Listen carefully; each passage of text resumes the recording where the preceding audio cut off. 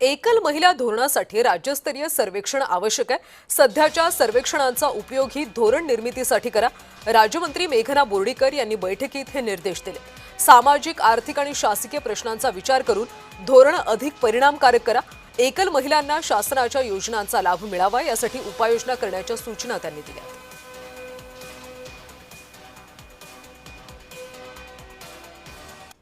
शेतीसाठी पाणी उपलब्धता वाढवायला प्राधान्य द्या। जलसंधारण आणि सिंचन क्षमतेसाठी समन्वयाने काम करा। राज्यमंत्री मेघना साकोरे बोर्डीकर यांनी हे निर्देश दिलेत। भूजल पातळी वाढवण्यासाठी व्यापक उपाययोजनांची गरज असल्याचं बोर्डीकर म्हणाले। क्षेत्र सिंचनाखाली आणण्यासाठी शेतकऱ्यांना शेतीसाठी पाटाचे पाणी उपलब्ध करा। तलाव, तळी, धरणं आणि कालव्यांच्या दुरुस्ती आणि सक्षमीकरणासाठी कामं गतीने पूर्ण करा। पावसाचं आणि पुराचं पाणी वाहून जातं म्हणून नद्या आणि तलावांचं खोलीकरण, बंधारे उभारा। पूर नियंत्रणाची कामं दर्जेदार आणि गुणवत्तापूर्ण पद्धतीने पूर्ण करावी। धरणातला गाळ काढून शेतीसाठी वापरण्यासाठी शेतकऱ्यांना पुढाकार घेण्याचं मेघना बोर्डीकर यांनी आवाहन केलं।